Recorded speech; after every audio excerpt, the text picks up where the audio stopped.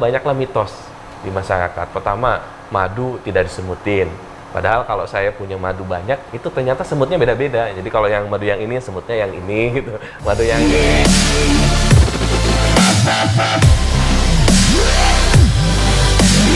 Halo Sobat MiTV UI, masih bersama saya Dea Nurlah Huda. Kali ini kita akan membahas mitos-mitos soal madu. Masih bersama Bapak Sahlan dari Teknik Kimia UI. Nah, ngomong-ngomong soal madu, saya jadi keinget mitos nih Pak. Sebenarnya benar nggak sih kalau madu asli itu dia nggak bakal dikerumunin sama semut?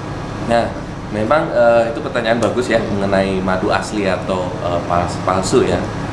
Ya, ini menjadi pertanyaan kami juga, dan mungkin sekitar 2-3 tahun yang lalu kami kedatangan dari salah satu program televisi swasta. Mereka juga sama punya masalah karena banyak penggerebekan madu palsu ya. Kemudian bertanya ke kami, gimana madu asli sama palsu? Kami cukup kesulitan pada saat itu karena madu itu memang di kita kan ada 3 jenis ya tadi lebahnya. Ada madu dari jenis lebah liar, kemudian yang domesticated yang mellifera sama serana, kemudian yang stingless. Nah, yang ada standarnya hanya mellifera, apis mellifera, sedangkan yang ketiga, yang 2 lagi itu belum ada standarnya. Sehingga banyaklah mitos di masyarakat. Pertama, madu tidak disemutin. Padahal kalau saya punya madu banyak, itu ternyata semutnya beda-beda. Jadi kalau yang madu yang ini, semutnya yang ini gitu. Madu yang ini, semutnya yang ini, jadi beda-beda. Nah, jadi kalau mitos itu sebenarnya udah gugur. Bahkan salah satu predator dari si lebah itu, bukan predator lah, hama lah ya. Hama ya semut gitu. Jadi kalau habis panen, biasanya kalau kita nggak menjaga dengan baik, dikerumunin sama semut, habis. Kemudian yang kedua itu biasanya ada yang kalau dibakar gitu ya, kemudian menyala gitu kan, ya ada benarnya juga gitu ya, tapi itu kan tidak semua kasus. Contohnya misalkan kayak madu dari stingless, ini kan dia sangat encer. Nah, dia memproduksi gasnya nggak sebanyak yang lain, sehingga belum tentu dia menghasilkan api. Jadi masih banyak mitos yang lain. Contohnya lagi misalkan yang paling banyak sih kalau madu itu kalau dibawa ke rumah pasti isi marah gitu.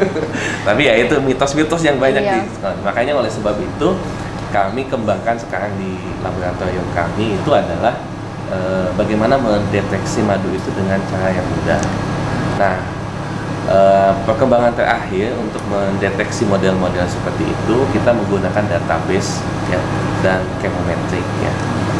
Nah, database chemometrik ini kita menggunakan salah satu alat namanya FTI ya.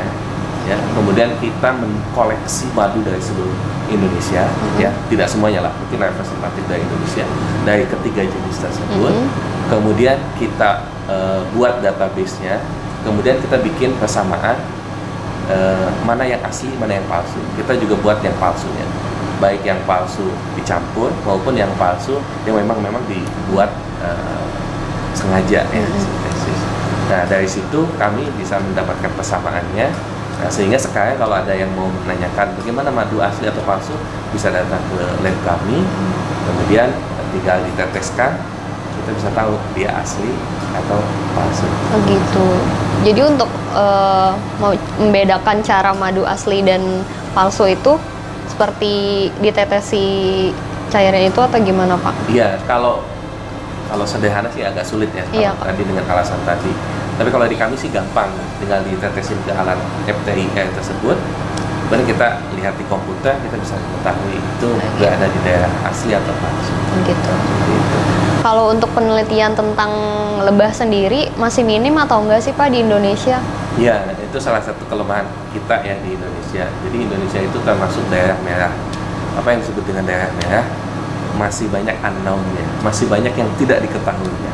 Kenapa banyak yang tidak diketahui? Karena publikasinya sedikit. Publikasinya sedikit artinya penelitinya sedikit. Saya pernah berbincang dengan orang Mesir. Di Mesir itu, di negara Mesir, itu peneliti tentang lebah dan madu itu 200 peneliti. Di kita bisa hitung jari, mungkin masih di bawah 20 orang. Masih minim banget ya Pak? Masih minim sekali kita peneliti tentang lebah dan madu. Oh ya Pak, Bapak sendiri tadi menyebutkan kalau madu ini dari madu hutan UI ya Pak. Berarti Bapak sendiri membudidayakan lebah di hutan UI, betul Pak? Iya betul. Jadi kita dari tahun 2015 kalau tidak salah, kami sudah mulai merenak lebah di hutan UI. Lokasinya di belakang UI Wood tadi. Cuman karena sekarang nggak ada penjaganya, jadi nggak ada yang mengurus. Kadang-kadang juga ada yang iseng begitu. Kita coba pindahkan ke Engpa. Dipindahkan ke Engpa. Ya. Gitu. Kalau gitu, boleh saya ke sana dong Pak? Kalau Betul melihat nanti ya. budidaya Nanti gitu. kita bisa lihat ke sana ya. Karena sekarang udah terbuka. Ya kalau gitu boleh langsung ke sana aja Ya, berarti, Pak. Ya, silakan saya. Yuk. Apa ini lebah-lebah yang udah ada dipindahin dari hutan UI ya Pak? Ya, jadi ini baru sebagian ya kami pindahkan Sebagian. di sini karena memang masih banyak di sana dan perlu waktu juga untuk memindahkannya.